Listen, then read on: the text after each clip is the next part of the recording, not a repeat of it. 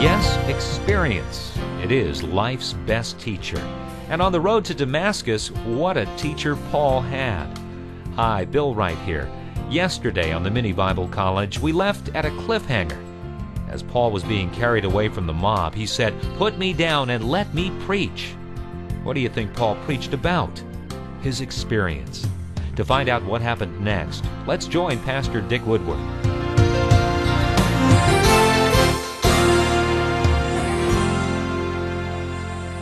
One of the things we ask you to look at as you read the book of Acts is the preaching of the people who you read about in the book of Acts. The performance of the people of God in the book of Acts is something we should observe in this book, because this is the thing the world could not deny. And part of that performance was the preaching of the people who preach in the book of Acts. Peter was the primary preacher in the early chapters. Then we looked at a magnificent sermon of Stephen. But notice as you come to the second half of the book of Acts, the preaching of the Apostle Paul. We gave you this assignment in our last session. In chapter 21 in the book of Acts, the Apostle Paul is mobbed by a huge mob of people. They're actually pummeling him to death. They're actually beating him to death when a Roman officer brings some soldiers down into the crowd and rescues Paul from this beating. Now, just as they're carrying Paul into the castle where he would be put in prison, Paul begs the colonel to put him down and let him preach, because this is a great opportunity. And any evangelist or missionary always feels that way when he sees a great crowd of people. What an opportunity to preach the gospel. So Paul talks to this man while he's been being carried. They're actually carrying him over their heads to keep the mob from beating him. And he's talking to this colonel saying, "Please put me down and let me preach."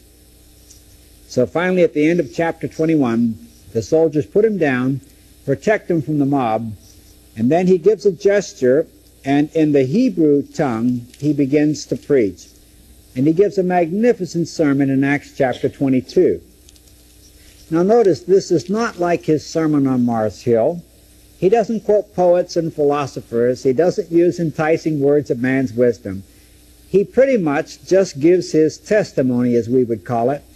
He tells about his experience.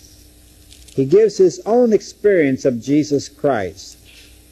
Now, as he tells the story of his conversion on the road to Damascus, he tells us, of course, that the only way that we can account for him and his life and his ministry is by the word experience. Paul had an experience on the road to Damascus, and that's what he tells this mob of people about.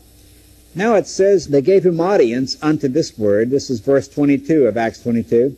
But then they lifted up their voices and said, "Away with such a fellow from the earth, for it's not fit that he should live." And they cried out and cast off their clothes and threw dust in the air.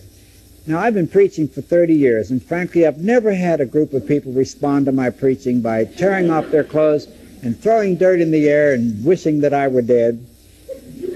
But this is the way that mob responded to the preaching of the Apostle Paul.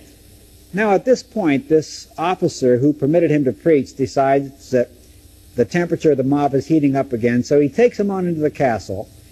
And these Romans, you know, if they arrested you, just to get your attention, they chained you up to a pole and beat you. And so they're chaining Paul up to this pole. They called it examining him by scourging, which means they give him about 39 cracks with that whip, just for openers, and then they figured they had your attention when they asked you questions. And as they're about to chain Paul up to this pole, Paul says to the soldier who's chaining him, "Is it lawful for you to beat a Roman who hasn't been condemned?" And this soldier says, "Are you a Roman?" And Paul says, "I am a Roman citizen." Well, the soldier runs over to the colonel, and he says, "You better be careful what you do to that man. He's a Roman." So the colonel runs over to Paul, and he says, "Are you a Roman citizen?" And Paul said, "I am." And this captain says, "I paid a big price to get that Roman citizenship." Paul said, "I was born that way, friend, in Tarsus. I'm a Roman citizen." Now, I can't help but wonder here, where he prevents this beating, why he didn't do that in Philippi. Remember when they beat him in Philippi? Why didn't he tell them then, "You can't beat me. I'm a Roman, and you haven't tried me yet"? Obviously, I think he wanted leverage on those magistrates in Philippi so he could turn the city of Philippi upside down the way he did. But here in chapter 22, after they decide that they can't beat him, they just put him in prison. And they decide that the next day they'll have a trial. And so the religious people who have accused Paul in this mob, they come to make their accusations in court. Now, as the court trial begins in Acts chapter 23, it's the beginning of a series of court trials that he has. And I like the way this one begins. It says, "And Paul, earnestly beholding the council, said, Men and brethren, I have lived in all good conscience before God until this day. And the high priest, Ananias, commanded them that stood by him to smack him on the mouth." In other words, he nodded to a Roman soldier. The Roman soldier just smacked Paul right in the mouth. And it says, "Then Paul said, God shall smite thee, thou whited wall, for sittest thou to judge me after the law, and commandest me to be smitten contrary to the law?" That's King James English, which is really translating what Paul said. When they hit Paul in the mouth, I think the temperament of Paul comes out, because he wasn't expecting it. Now, he didn't see very well. We learned that from his letters. And apparently the high priest wore a white robe and had a big white beard, and all Paul could see was a blur of white up there. But he said to him in the original language, he said, "God will hit you for that someday, you whitewashed wall." He said, "Are you judging me according to the law and commanding me to be smitten? You know, you're asking this man to smack me in the mouth contrary to the law?" And then the soldiers that are standing by, they say to him, "Revilest thou God's high priest?" Is that any way to talk to a high priest?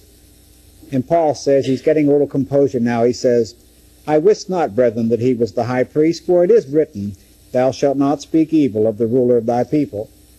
In other words, he's saying, well, fellas, I don't see very well, and I didn't realize that was a high priest. You're not supposed to talk to a high priest like that. Well, Paul looks over the courtroom, and he sees that it's about evenly divided between the liberals, the Sadducees, and these fundamentalists, Pharisees. And so he gets up and makes another great statement.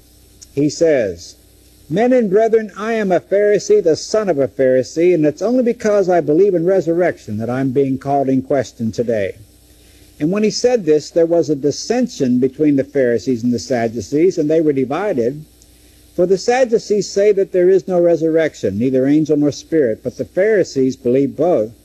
And there arose a cry, and the scribes that were of the Pharisees' part arose, saying, "We find no evil in this man.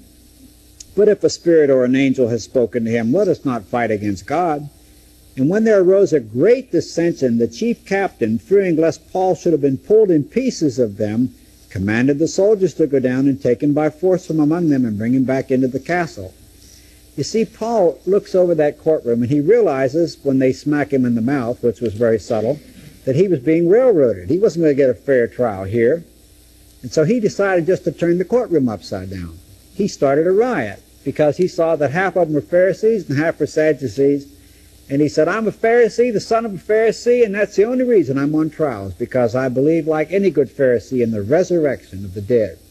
And that caused a big argument. They ended up having a tug-of-war with this little Jew, trying to pull him to pieces almost, and so the soldiers had to go rescue him again. Now they take him into the castle, and they put him in prison. And 40 Pharisees, 40 Jews get together, and they decide that they're not going to eat or drink until he's dead. Now, have you ever had 40 people commit themselves to each other and say, "We're not going to eat or drink until you're dead"? Ever have any enemies like that? Now, I call these the 40 hungry Pharisees because they never got them, so they must have really been hungry, you know. If they kept that vow, they never did eat anything because they never get them. But they decide to ask this colonel if he will bring Paul down for some more questioning, and then they're going to ambush him and kill him. Now, Paul has a sister, and his sister has a son. This would be his little nephew. And this nephew overhears these 40 hungry Jews plotting this. And so he comes into the prison and visits Paul and tells Paul about it. And Paul says to the soldiers, "Take this young boy to your colonel. He's got something to tell him." And so the little boy goes to the colonel and tells the colonel what these 40 hungry Jews are going to do. If he brings Paul down for questioning, they're going to kill him. And so this chief captain, as he's called in the King James, the Living Bible calls him a colonel, makes a decision. he's going to get this little Jew off his hands, he decides. He doesn't know what he's done or what's going on, but he sure knows that this is a source of trouble. And so it says, he called 2 centurions and said, "Make ready 200 soldiers to go to Caesarea, and horsemen 70, and spearmen 200 at the 3rd hour of the night. And provide them beasts that they may put Paul on and bring him safe to Felix the governor in Caesarea." Isn't this interesting? This little Jew, and by the way the book of Acts describes him, he doesn't see well. They say that he wasn't attractive physically. He probably looked as if the Lord ran out of material when he was making his body. And all those things he went through, all the beatings and the clubbings and the stonings and all of this, you can imagine what he must have looked like.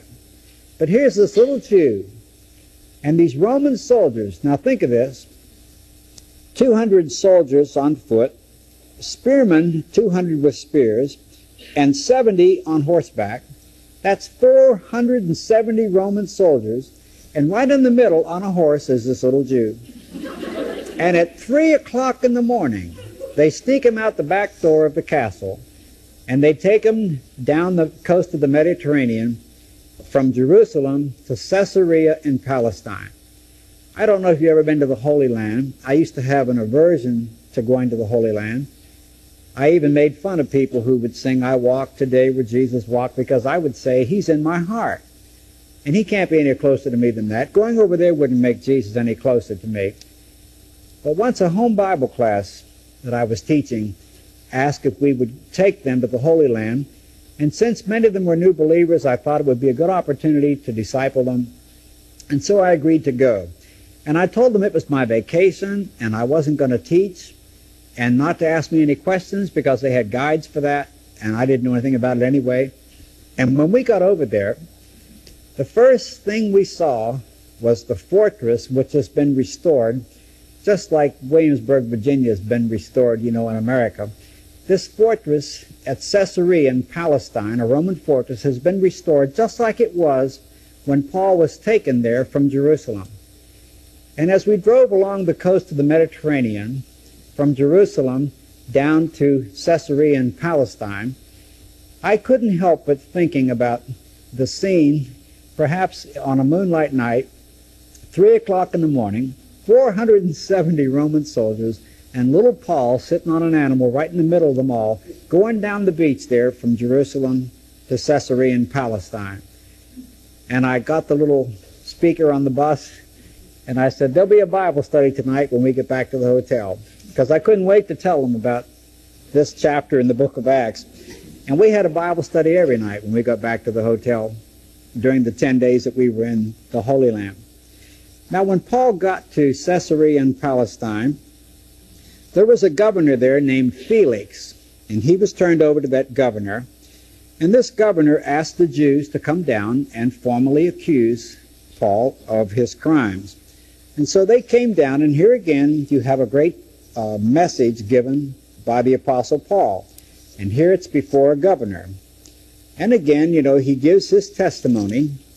And at the end of this time, Felix decides that really there isn't any reason for him to be considered a criminal, but he decides that he will just hold him there and give him liberty. He's kept in a real mild sort of house arrest. He'll see what he can finally decide should be done with this little prisoner. Now, Paul must have been a very interesting man to meet. Apparently, the governor, Felix, and his wife, Drusilla, are fascinated with him because just from hearing him give this message in court in defense of himself, they're impressed, and so they ask him for a private hearing. And it says that Paul is happy to do this. And so Felix and his wife Drusilla sent for Paul and heard him concerning his faith in Christ. And as he reasoned of righteousness, temperance, and judgment to come, Felix trembled. And he said, "Go thy way for this time. When I have a more convenient season, I'll call for thee." In other words, he got under conviction when Paul really put it on him. And then he just kept him there in prison because he felt that eventually the Jews would give him a bribe in exchange for Paul. But then at the end of chapter 24, Felix dies, and after 2 years, another governor takes over, and his name is Festus. And this means that the Apostle Paul spent 2 years in a dungeon there in that fortress in Caesarea in Palestine. Now, this governor Festus, he found out soon after he came into power that he had this political prisoner, or he had this religious prisoner on his hands. And so he arranged for a trial. And at that trial, in Acts chapter 25, Paul did something that was the right of every Roman citizen. Paul said in verse 10 of Acts 25, in a trial under Festus the governor, he said, "I stand at Caesar's judgment seat where I ought to stand.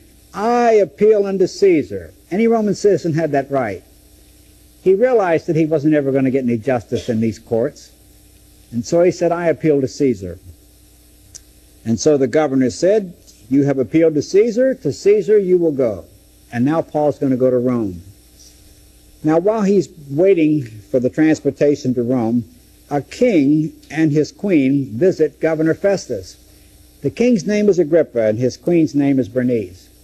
And while they're visiting Festus, and they're probably having a very elegant dinner, Governor Festus says, "You know, I've got the most interesting little prisoner in my fortress here," and he tells them all about this man. And they've heard about him. He's apparently got quite a reputation by this time. And Agrippa says, "You know, I think I'd like to meet him." Remember when the Lord told Ananias about his plan for this man, Paul? He said he's going to preach before kings. Well, here's where this is fulfilled. They bring Paul in before this king, Agrippa, and his queen, Bernice. And it says there's great pomp, a lot of protocol and that kind of thing. And Paul is given an opportunity to speak. Now, this is in Acts chapter 26. And this is one of the great, great orations or sermons of Paul. It says at the beginning of chapter 26, "Then Agrippa said to Paul, 'Thou art permitted to speak for thyself.' And then Paul stretched forth the hand, and he answered for himself." And beginning at verse 2 of chapter 26, you have a magnificent message of Paul. And really, what's the content of the message? Again, it's that same old story. Well, I was on my way to Syria, you see, and I was going to put these Christians in prison and put them to death. And at midday, this great light shined out of heaven, and it knocked me to the ground. And I heard this voice saying, 'Saul, Saul, why are you persecuting me?' And I said to him, 'Who art thou, Lord?' And he said, 'I'm Jesus.' And he tells the story. He met the risen Jesus on the road to Damascus. He gives the story of his conversion. Now, as he is coming down the home stretch of this great sermon, the governor apparently is really gripped by what Paul is saying. I think if you could have heard Paul preach, you would have been gripped by what you heard. And the governor just burst out and said, "Much learning has made you mad, Paul." Isn't it interesting that they accused Jesus of that? They accused the prophets of that. And they accused the Apostle Paul of that. Festus said to him, "Thou art beside thyself. Much learning hath made thee mad." This expression, "beside yourself," is a very interesting expression. In the Greek, it really means you're eccentric. What Festus is saying is this: all of us have a center around which our life revolves. And for most people, that center is ego. Most people are dedicated egotists, and the center around which their life revolves is ego. Well, the accusation of Festus was, "Paul, you've got another center. You're beside yourself. You're eccentric," is what he said in the Greek. "You're over here, and all the rest of us are over here." Well, that was true. Paul was eccentric. He did have another center around which his life revolved, and that center was Christ, the risen Christ whom he'd met on the road to Damascus. But it's obvious that Festus is impressed with what he hears, and then Paul turns to the king. Now, King Agrippa is a Jew, and Paul, I think, perceives that Agrippa is under conviction from what he's hearing. And so he says, "King Agrippa, believest thou the prophets? I know that thou believest." He says, gesturing to the king, "The king knoweth of these things, before whom I speak freely. For I am persuaded that none of these things are hidden from him. This thing was not done in a corner. King Agrippa, do you believe the prophets? I know you believe the prophets."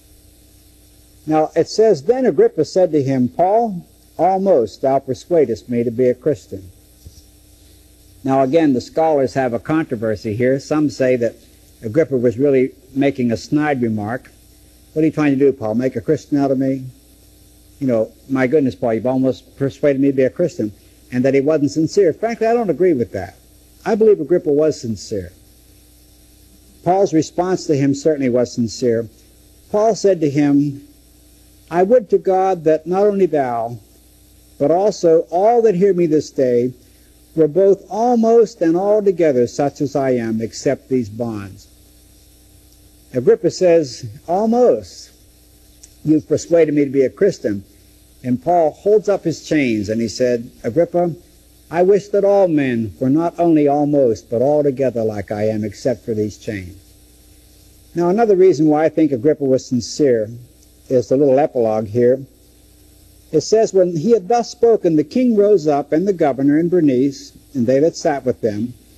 And when they were gone aside, they talked between themselves, saying, this man hasn't done anything worthy of death or of bonds.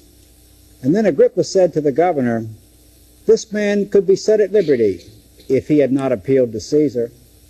Agrippa says, if he hadn't appealed to Caesar, I'd set him free. But because he had appealed to Caesar, he had to go to Rome. Now again, I believe Paul went to Jerusalem because God the Holy Spirit told him to go. He said to those Ephesian elders, I'm going to Jerusalem bound in the Spirit. The Spirit led Paul to go to Jerusalem because he had a great ministry there, even though he suffered and paid a big price for it. I believe the Holy Spirit bore witness to him when he was in Corinth, when he had that divine intervention there in Corinth, and God showed him something about preaching the gospel and said, just announce it, Paul, and you'll find out who my church is. I have many people in this city. God told him there in Corinth that he was also going to bear witness in Rome. He was going to have to go to Rome. I believe the reason why Paul appealed to Caesar was not just to get his day in court or justice. In his biography, you'll find the fact that the Holy Spirit laid it on his heart that he was going to go to Rome. Now, I believe he appealed to Caesar because he wanted the Roman government to pay his expenses, And so he went to Rome at the expense of the Roman government. Now, in chapter 27, you have the story of Paul's journey to Rome. It's a very exciting chapter. They put him on a ship, and they're about to set sail for Rome. And it's a very evolved thing about weather and so forth. What was the wise or prudent time to set sail on a journey like that? And Paul doesn't hesitate to say to these Roman officers who had taken him to Rome on a ship, Sirs, I perceive that this voyage will be with hurt and much damage, not only of the lading in the ship, but also of our lives. And he's trying to tell them, you shouldn't set sail right now. Well, of course they don't listen to him, because they're Romans and he's a prisoner. So they set sail, and sure enough, just like Paul had warned them, they get caught in a terrible storm. And it says they have to throw over the tackle, and they're in this awful storm and in dire straits. And it says, the third day we cast out with our own hands the tackling of the ship. And when neither sun nor stars in many days appeared, and no small tempest lay on us, all hope that we should be saved was taken away.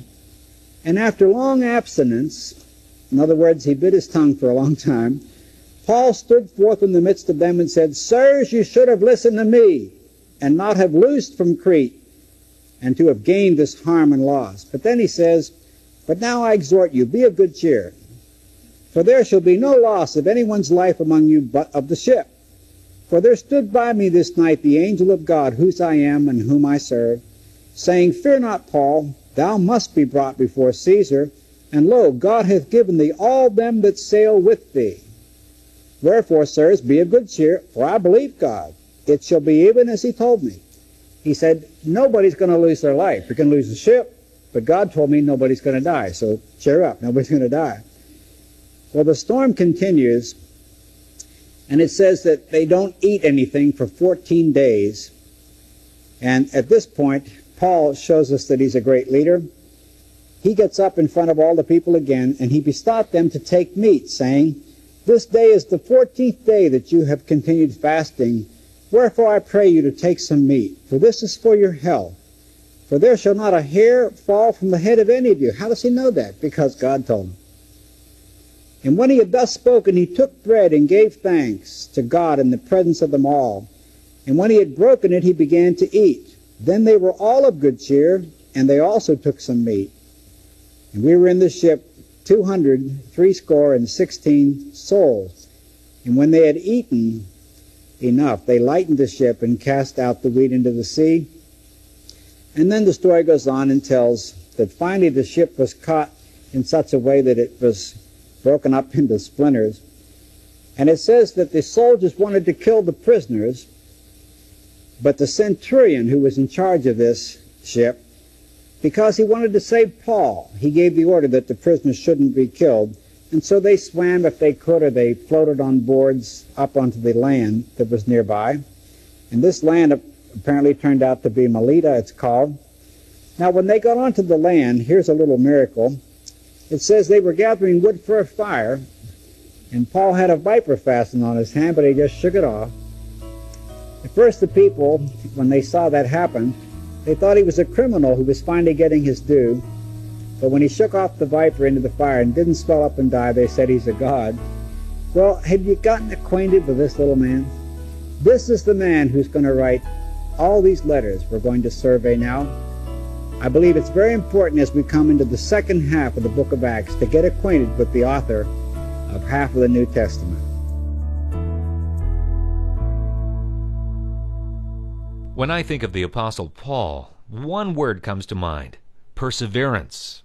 He was beaten, shipwrecked, mocked, threatened, and imprisoned, but his message never changed. His perseverance never wavered. Well, that wraps up another day of fine teaching with Pastor Dick Woodward, and I hope you've been blessed by the presence of the Lord today as you've listened. And if you enjoyed today's program, I hope you'll join us again next time as Pastor Dick takes us once again into a new lesson as he continues teaching us through the Bible. Thank you, and may God bless you until we meet again.